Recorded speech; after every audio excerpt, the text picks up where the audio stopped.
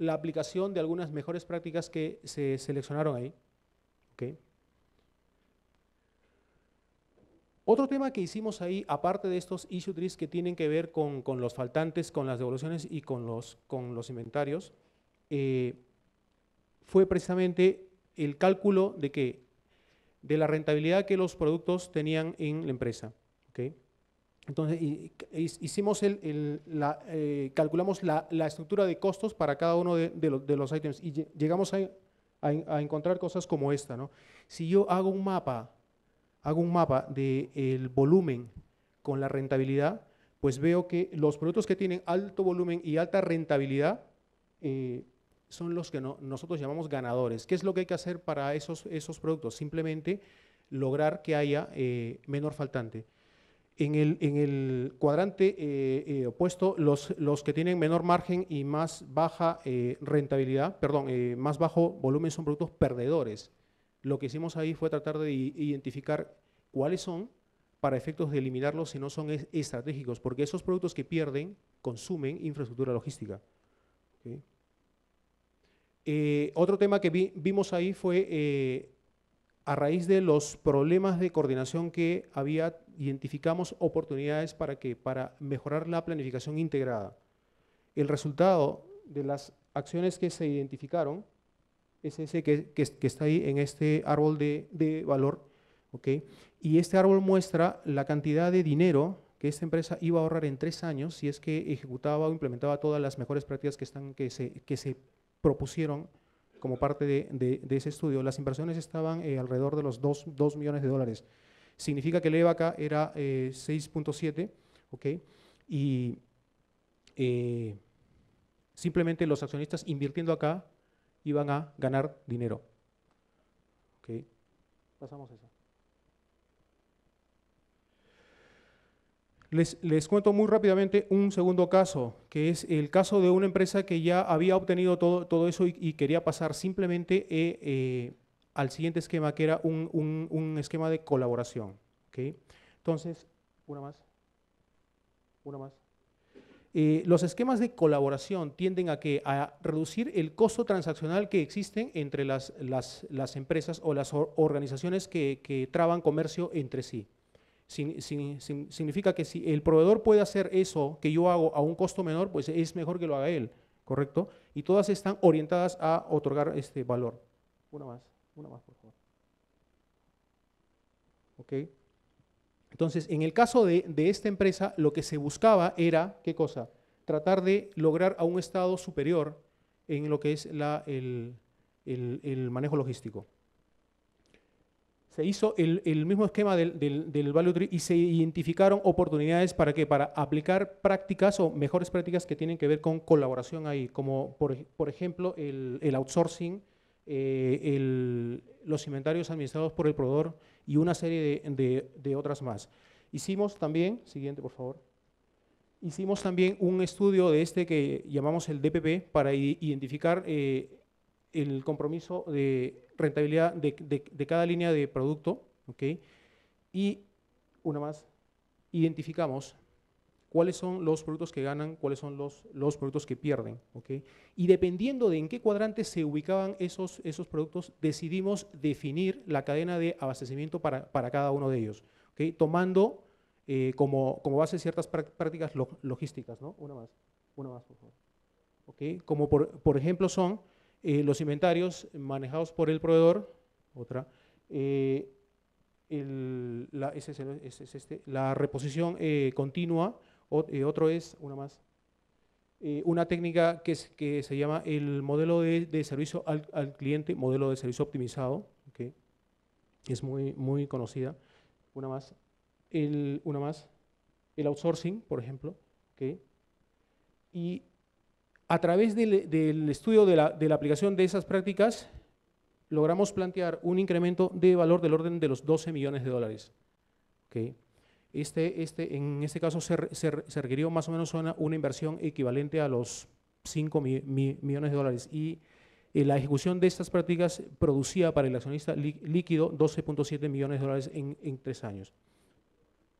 ¿Okay? Una más. Okay.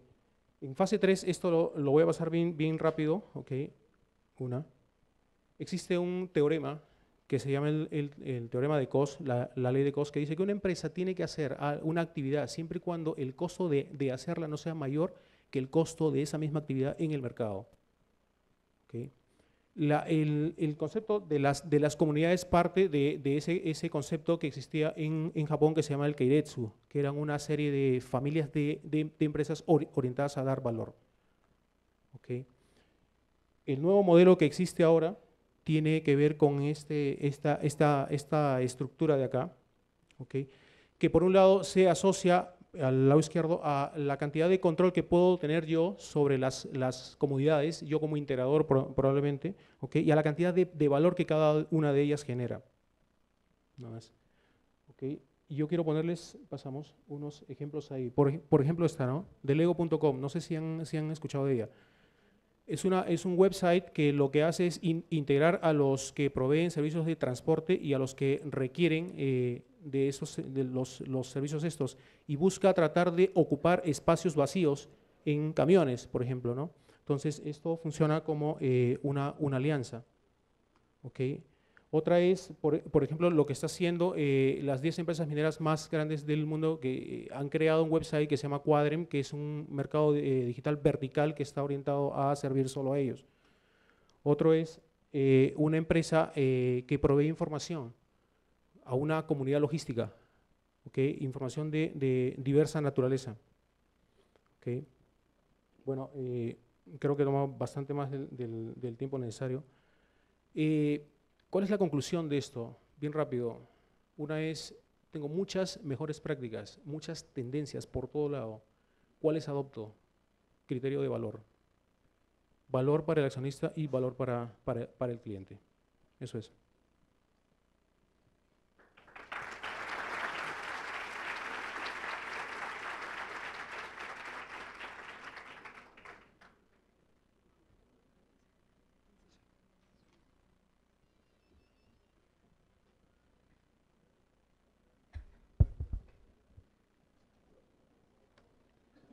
Invitamos a la mesa principal al doctor Rafael Rodas, gerente de distribución y tráfico de DISA S.A., para moderar el foro a continuación.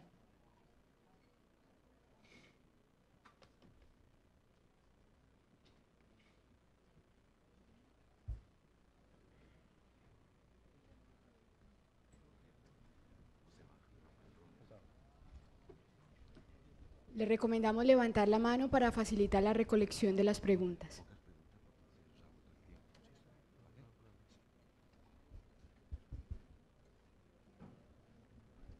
Muchas gracias al doctor Javier Carpio por su exposición. Aquí tenemos la primera pregunta que ha llegado a la mesa. Una buena alternativa para mejorar la rentabilidad de la empresa es hacer un trabajo gana-gana con el proveedor para tener entregas frecuentes y mejorar la rotación del inventario. Entonces, ¿qué trabajo debemos realizar con los proveedores para lograr mejorar la rentabilidad? Bueno, ese es uno de ellos, ¿no? Hay un tema que se llama el juego de suma cero, ¿no? El juego de suma cero es, bueno, yo juego contigo y yo gano y tú pierdes, ¿no? ¿Okay? Las relaciones de colaboración no pueden ser nunca de suma cero. Las relaciones de colaboración con proveedores tienen que estar orientadas a agregar valor a alguien, al cliente, por ejemplo, y agregar valor a los accionistas. Ayer veíamos el tema de los autoservicios, ¿ok?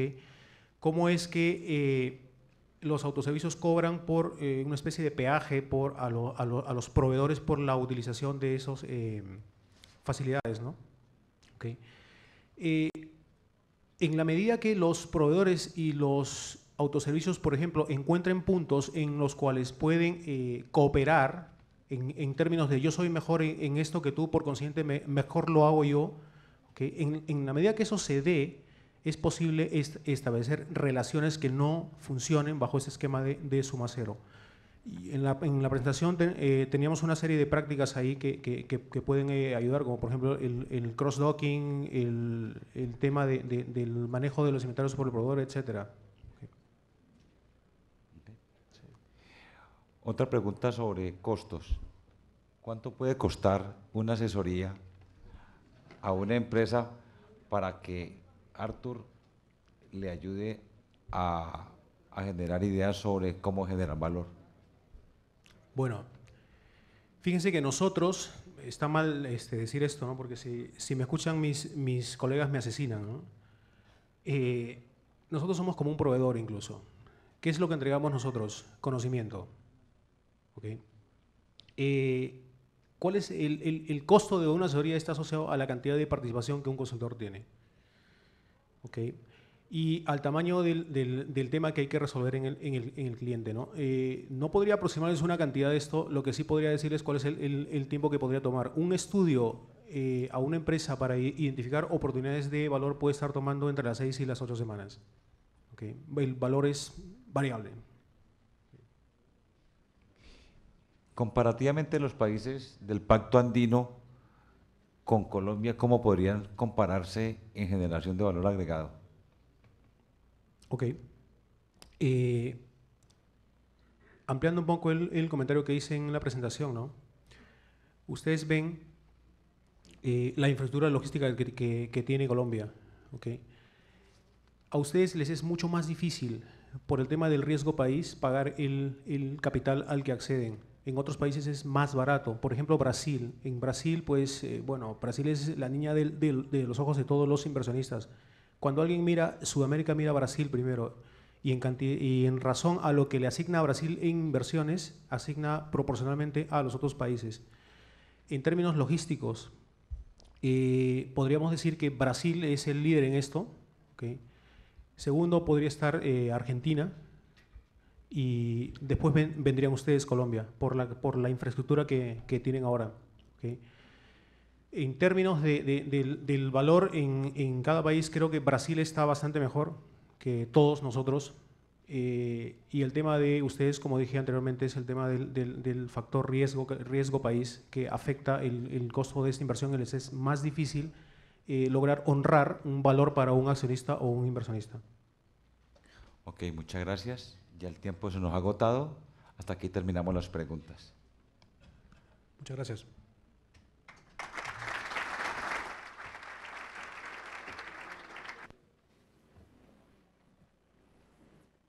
El doctor Alejandro Nieto es mexicano, director general de América Latina para Excel Technologies, empresa líder mundial en el desarrollo e implementación de software para manejo de centros de distribución y administración de cadenas de suministro.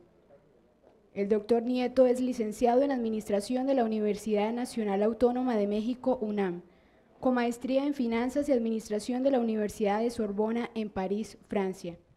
Cuenta también con estudios de posgrado en Inglaterra y México. Los dejamos en la vocería del doctor Nieto.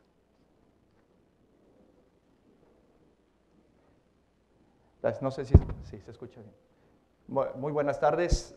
Antes que nada, decirles que es un enorme placer estar aquí con ustedes y compartir pues algunas reflexiones que a lo largo de varios años ya en el mundo de la logística, sobre todo desde mi país, desde México, y después desarrollando negocios para América Latina y desarrollando negocios también dentro de Estados Unidos, me han permitido tener una visión pues que quiero compartir con ustedes, como lo he hecho ya en algunos otros foros que he tenido la oportunidad de participar, una visión que sobre todo ustedes ahora lo ven. Estoy a cargo de una empresa que se dedica al desarrollo mundial de software y a cargo de la región de América Latina, pero debo decirles que básicamente mi perfil es de usuario y yo como usuario padecí todo el tipo de, digamos, todo ese viacrucis que a veces pasamos, ¿verdad? De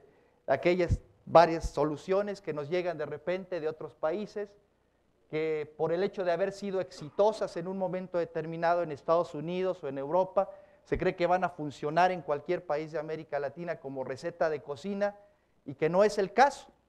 Que no es el caso pues porque nos llegan hablando de mil cosas, nos llegan presentando como si fueran las soluciones mágicas, y no es así definitivamente. Entonces, de lo que yo voy a hablar el día de hoy básicamente es de esto que es una cuota, es una cita que yo me permito hacer del profesor Ted Farris de la Universidad del Norte de Texas. Esto de la logística como el eslabón perdido del comercio electrónico. Y yo diría como el eslabón perdido en muchos casos del comercio en general. Porque si bien creo que todos estamos conscientes, y lo vamos a ver en un momento más, todos estamos dándole un peso mayor a las actividades de logística, en muchos casos no pasa de que tengamos identificado esa actividad de logística como algo muy claro que queremos desarrollar en nuestras empresas. Pero pasar de esa identificación a una implementación, a un desarrollo ya acabado de eso, requiere muchas cosas. En esta presentación del día de hoy, yo les voy a hablar básicamente de 4 aspectos. Y además me permití traer la presentación en inglés y hacerla en español. Número 1, porque no sabía si había audiencia de otras nacionalidades fuera de Latinoamérica. Segundo, porque estamos en un ambiente global, además el inglés creo que es algo que lo que debemos saber. Me acuerdo que una de las cosas que me decían siempre era, tienes que aprender inglés y tienes que aprender computación para poder hacerlo. Entonces creo que es una de las cosas que son importantes. Y la otra, y creo que lo más importante, es que no tengo la tentación de leerles los slides y así no los aburro tanto con esta presentación. Entonces, voy a hablar de 4 cosas principales. La primera, hablarles un poquito de la velocidad del cambio, que es una cosa que todos estamos viviendo a diario, pero que no siempre estamos sensibilizados, no siempre estamos conscientes de qué tanto nos afecta ese cambio o de qué tanto estamos siendo sujetos de ese cambio. En segundo lugar, voy a hablar un poquito del concepto tradicional de logística, del cual seguramente muchos de ustedes sabrán mucho más que yo en ese sentido, pero simplemente para ubicar como contexto de lo que vamos a hablar a continuación, que es el crecimiento de la importancia de la logística en el mundo de los negocios, y finalmente ya hablar de lo que es el tema central, que es esta noción de la logística como el eslabón perdido del comercio electrónico. De alguna manera en las presentaciones de ayer se comentó esto y se decía, bueno, creo que una de las primeras presentaciones se decía, es que ahora el mundo de los negocios y el mundo de la logística tiene que haber casi 3 Cs dentro de esa perspectiva: coordinación, comunicación y colaboración. Yo estoy totalmente de acuerdo con esa noción. Yo la vería simplemente con otro enfoque en donde también son 3 variables las que están presentes, yo creo que en todo desarrollo de negocios actuales. 1, la globalización. Definitivamente no podemos estar ajenos al hecho de que ahora hacemos negocios con el mundo, no hacemos negocios únicamente con nuestro país, con nuestra ciudad, con nuestra localidad. Hay que competir en las grandes ligas para poder verdaderamente estar en el mundo de los negocios. La segunda, que es la de la colaboración. Por ahí seguramente ustedes verán en cualquier revista, yo me agarré la primera que me encontré en mi cuarto de hotel, y hay algunos anuncios que dicen, hasta con unas pancartas ahí, colaborar o morir, y esa es la realidad. Si no estamos abiertos a la colaboración en este ambiente global, estamos muertos. Y la tercera, que definitivamente es la de la virtualización o la del empleo de tecnologías de punta que nos permitan ser competitivos en los mercados internacionales. Entonces, todo esto de repente nos ha caído de peso. De repente vemos que, sobre todo en la década de los 90, esto se aceleró sustancialmente. Esta velocidad del cambio nosotros, a veces, repito, no nos damos cuenta de qué es lo que está sucediendo. Aquí simplemente para ilustrarles algunos hechos que nos denotan que el cambio pues no es algo que se dio simplemente en los últimos años, quizás es la única constante que hay en nuestras vidas y en nuestros negocios. Por ejemplo, el hecho de que el número de componentes que existían en un microchip fueron de 1 en 1960 a 1 billón en 1992. El hecho de que el poder computacional que existía en el mundo hasta antes de 1961 es mayor el que tiene ahora uno en un reloj que el que existía en ese entonces. Otros hechos como todo este equipamiento del cual todos estamos siendo sujetos, de teléfonos celulares, de beepers, de palm tops, de laptops, de todo este tipo de A mí se me figura como un poquito como las armaduras de los caballeros en la Edad Media, ¿verdad? Los escudos, las espadas, la armadura, la macana, en fin, todo para irse a la guerra, porque en estos días el mundo de los negocios es la guerra y esas son nuestras armas. Pues son unas armas que nos permiten incluso ser nuestra propia oficina. Otros anuncios por ahí de las revistas dicen así, bueno, yo soy mi oficina. Ya no necesito estar sentado en mi lugar, ¿verdad? Haciendo negocios como antes. Ahora hay que estar fuera. Y hay que estar fuera equipado con todas estas herramientas que no solo nos facilitan muchísimo el estar comunicados con el mundo, con nuestros negocios, con nuestra secretaria, con nuestra familia, donde quiera que estemos, sino que también están transformando severamente el rol de las organizaciones y probablemente las estructuras de trabajo y probablemente muy significativamente el número de empleos. Si aunamos el fenómeno de globalización y este fenómeno de globalización enfocado hacia lo que sería consolidaciones, fusiones de empresas, lo que está sucediendo en cada una de las industrias, y la logística no es la excepción. ¿Cuántos casos estamos viendo ahora de empresas de logística de Europa, de Estados Unidos, que vienen a Latinoamérica a comprar empresas para poder atacar estos mercados? ¿Qué ha sucedido en la industria automotriz? Exactamente lo mismo. ¿Cuándo íbamos a pensar que Chrysler y Daimler se iban a fusionar? ¿Cuándo íbamos a pensar que en un momento dado lo que se está anunciando ahora de HP y Compaq? ¿Cuándo íbamos a pensar en México que el banco más grande del país, Banamex, iba a ser adquirido por Citibank? Nunca. Y en nuestro mundo de la logística eso está sucediendo. Si aunamos eso a todo este cambio tecnológico, definitivamente nuestros trabajos, nuestros roles, nuestras oportunidades de desarrollo profesional definitivamente están cambiando y tenemos que estar conscientes de esto. Tenemos que estar conscientes para defendernos y sobre todo para aprovechar las oportunidades. Aprovechar oportunidades que, repito, ahora son de carácter global. Sin embargo, hay algunas exageraciones al respecto, como esta cita del profesor Benis de la Universidad del Sur de California, en que dice que la fábrica del futuro únicamente va a tener 2 empleados, un hombre y un perro. El hombre va a estar ahí para darle de comer al perro y el perro para cuidar que el hombre no le meta mano a la máquina, ¿verdad?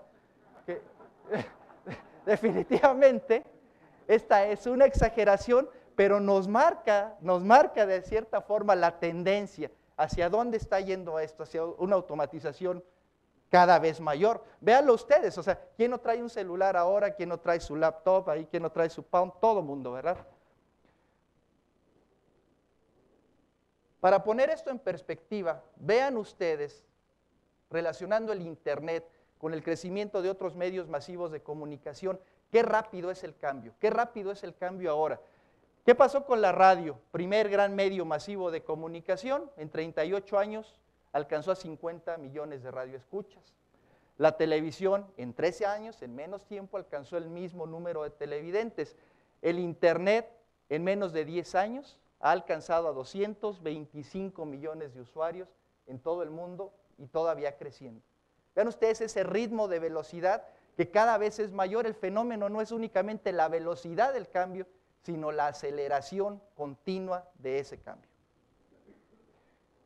Y hay que estar muy abusados, como decimos en México, con eso, porque si no nos puede pasar lo de la ranita. Lo de la ranita de que está en un balde de agua, se le empieza a subir poco a poco la temperatura a ese balde de agua, y la rana se la pasa todo dar, hasta cree que está de vacaciones. ¿Y qué es lo que está sucediendo en realidad? Esa rana poco a poco se está fosilizando, esa rana poco a poco se está muriendo, la temperatura sigue subiendo hasta el momento en que se muere la rana sin darse cuenta. ¿A quién no nos ha pasado de que hemos pasado de noche por algunas cosas? En nuestros trabajos, en nuestras vidas, en donde sea. De repente vemos que nuestra competencia saca una herramienta nueva de servicio, una herramienta tecnológica que hubiera sido la solución de nuestros males desde hace mucho. Y decimos, bueno, ¿cómo no supe yo antes de esto? Y lo primero que buscamos es un culpable, ¿no? Pero ahora no hay pretextos, ahora con el acceso de Internet, en donde podemos checar prácticamente cualquier tipo de información, No hay pretextos. No nos puede pasar lo de la rana, a menos, ahí está lo de la alta tecnología, ¿eh? No nos puede pasar lo de la rana a menos que seamos indolentes, a menos que no tengamos digamos, el sentimiento, la necesidad, la capacidad de ir y buscar qué es lo que está pasando en el mundo, en mi industria, qué es lo que está pasando en el mundo, en mi trabajo, qué es lo que están haciendo mis competidores, cómo voy a poder defenderme ante ese riesgo de que no me muera profesionalmente, porque la muerte también puede ser profesional. ¿Cuántos casos hay de gente que te dice, oye, pero qué buen elemento era esta persona, ¿qué pasó? Y la persona dice, bueno, es que yo hacía mi trabajo bien, llegaba puntual, llegaba a diario. Es un mundo de resultados, es un mundo de negocios, es un mundo donde hay que ser productivo, donde hay que ser eficiente y donde hay que ponerle número a la casa, como decimos en el béisbol, ¿verdad? Aquí también son bastante beisboleros, futboleros también, pero hay que ponerle número a la casa. Entonces, eso es lo que hay que tener mucha atención, mucho cuidado y sensibilizarnos, repito, no solo acerca de la velocidad, sino de la aceleración tan fuerte del cambio, en donde a veces no nos damos cuenta. Concepto tradicional de logística. Estas tendencias de globalización, estas tendencias de alta tecnología, que de hecho lo que ahora marcan es, digamos, estamos viviendo la era de la información, una era de la información donde nuestros clientes, nuestros socios, nuestra competencia, al tener acceso inmediato a información de todo el mundo, las exigencias crecen, el grado de competitividad también crece. El cliente que teníamos contento el día de ayer, mañana ya no va a estar porque seguramente va a haber alguien que le va a estar ofreciendo un servicio probablemente mejor o más barato o con algunas otras amenidades por ahí que sean interesantes para el cliente. Esto ha traído dos consecuencias básicamente sobre el mundo de los negocios. Esta situación de que nada es eterno, ahora mi cliente está contento, ahora mi competencia, yo le llevo mucho margen de ganancia. No nos podemos contentar con eso, no podemos quedarnos tranquilitos y sentarnos, no podemos quedarnos como la rana.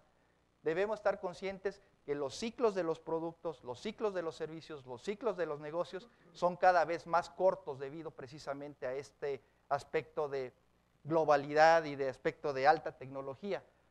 Y por otra parte, que esto es lo que propicia que algunas compañías, todas las compañías deben ser capaces de luchar, de enfrentar esas amenazas, pero solo algunas son capaces de absorber las inversiones que implica el poder ser competitivo y traducirlas a sus operaciones de negocios sin dejar de ser competitivos en el precio. Eso es muy importante. Ser eficiente, sí, hacer las inversiones necesarias, tener la tecnología de punta que yo quiero, tener las operaciones de punta que yo quiero, estar a la altura de lo que me están pidiendo mis proveedores o mis clientes ahora, que mi cliente a lo mejor no está en Bogotá, a lo mejor no está en México, a lo mejor está en Singapur o a lo mejor está en Ámsterdam, no sé. Estar a la altura de las circunstancias, pero lo más importante es ser capaces de traducir el costo de esa inversión sin que afecte mi competitividad. Definición práctica de logística, ustedes saben mejor que yo lo que es la logística. Simplemente lo que quiero yo resaltar en esta definición son dos cosas. Una, que aparentemente esto de desarrollar o de entregar el producto adecuado, en el monto adecuado, en el lugar adecuado, al tiempo adecuado y al menor costo, pues pinta muy fácil, pero ustedes me dirán todo lo que hay en medio para poder lograrlo. Esta situación que se comentaba ayer del pedido perfecto, por ejemplo, qué difícil es de lograr, y solo estábamos presentando ayer 3 variables. Qué difícil es lograr eso, ¿verdad? Eso es precisamente lo que está obligando a que las empresas pongan mucha mayor atención en este tipo de temas.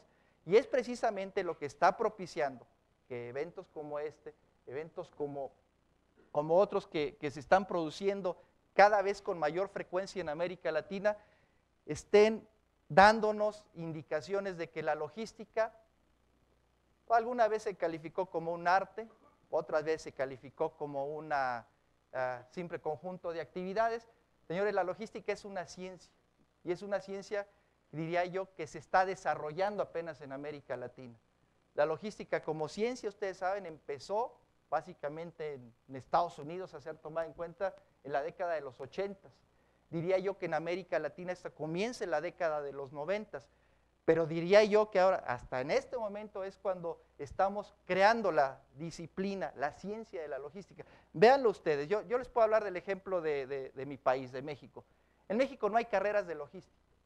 En México lo único que hay son algunos diplomados, unos certificados, algunos posgrados, pero no hay una licenciatura en logística, no hay una maestría en logística y por supuesto todos los ramos que de ahí se pueden derivar, supply chain management, manejo de redes de transporte, en fin, lo que es inteligencia artificial, lo que sea. No hay ese tipo de carreras.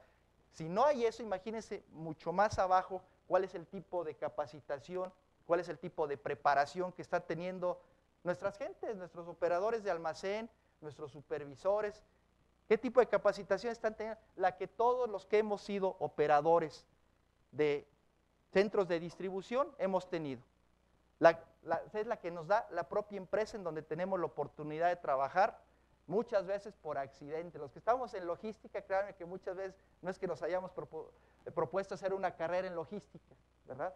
Eso se ha ido dando con el tiempo, pero ¿dónde aprende uno? Bueno, pues aprende uno principalmente con el sabio de la bodega, ¿verdad? Que es el señor que tiene 20 años manejando supuestamente ahí las operaciones de la manera más eficiente del mundo, ¿verdad?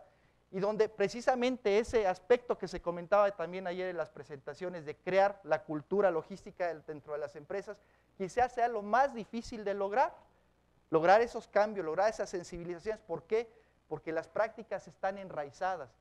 Las prácticas y los maestros que existen dentro de las empresas son las personas que han venido haciendo las cosas durante muchos años. Nadie les ha dicho que las cosas se pueden hacer diferentes, nadie les ha dicho que las cosas se pueden hacer mejor, que se pueden hacer con tecnología, ¿verdad? ¿Qué de situaciones no discutimos con nuestros operadores, con nuestros mandos medios, cuando queremos revolucionar nuestros sistemas de trabajo y queremos implantar una tecnología? Ustedes me podrán decir mejor eso. Pero en fin, simplemente para decirles, en este caso para mí, lo importante a resaltar aquí es que todos nosotros, todos los que estamos involucrados en esta rama, estamos creando la ciencia de la logística, y diría yo, lo más importante, la ciencia de la logística latinoamericana. Que eso, si no existe, digamos, si no existe con toda claridad, digamos, todavía lo que se puede extraer de la parte de Estados Unidos o de Europa, es mucho menos desarrollado lo que estamos haciendo aquí, pero creo que vamos por buen camino. Simplemente mostrarles esto del esquema de logística tradicional, cómo se concibe, pues simplemente con esta suma de lo que era la noción del manejo de materiales o el abasto de materia prima a la fábrica, más lo que era el esquema de distribución, es el esquema de distribución que es básicamente cuando se tiene el inventario de producto terminado, distribuirlo a través de centros de distribución o de canales mayoristas o detallistas al cliente final. Los libros, primeros libros en inglés de logística que decían, esto es la suma de manejo de materiales más distribución, y era pues todo un discurso alrededor de todo esto. Lo que quiero resaltar aquí es que esta, si la vemos, es una noción totalmente plana. Ayer se manejaba un concepto también muy importante que era decir, señores, es que ahora ya no tenemos que hablar de la cadena de suministro, de la cadena de abastecimientos, ahora tenemos que hablar de la red de abastecimiento. Y para mí, una manera a lo mejor un poco coloquial de ver las cosas es que para mí esta noción es como si fuera una noción de dos dimensiones, como si fuera una fotografía ahí, ¿verdad? Y la noción de red, pues es una noción tridimensional, es una noción en tiempo real, es una noción de visibilidad total, es como tener una película en movimiento, es como tener toda la operación en movimiento, ¿verdad? Vamos a hablar de eso cuando hablemos de la parte de comercio electrónico. Tendencias, pues todas las que ustedes saben, seguramente todas las que ustedes están aplicando. Reducción de inventarios, uso cada vez más frecuente de transporte multimodal, reducción de costos, mejoras continuas, etcétera. Aquí, por ejemplo, esto del uso menor de papel, hay un dato que a mí me llamó mucho la atención porque no tenía francamente idea, y es un dato de Estados Unidos que con toda la reserva del mundo hay que tomar. Pero en alguna reunión de trabajo que tuve por allá se comentó el hecho de que cada papel que yo imprimo, que yo uso y que podría dejar de usar si tuviera la tecnología apropiada, cuesta de 10 a 15 centavos de dólar, cada papel. Cuando hacemos nuestros estudios de costo-beneficio sobre la aplicación de una tecnología, o cuando hacemos nuestros strategic Value Assessments, todas nuestras estrategias de valor, de retorno de la inversión, generalmente pues ponemos énfasis en, bueno, cuánto nos va a ahorrar esto en términos de trabajo, de empleos, ¿verdad? Cuánto nos va a ahorrar, cuánto nos va a optimizar el espacio de utilización en nuestros centros de distribución, cuánto nos va a disminuir los tiempos de operación dentro de la bodega. Esto del uso de papel, diría, es un factor que les aconsejo tomar en cuenta porque la verdad parece insignificante, pero creo que es muy, muy, muy importante. Obviamente valor agregado, ese parece como telégrafo, ¿verdad? Estamos regresando aquí en el túnel del tiempo, ¿verdad? Bueno. Valor agregado, también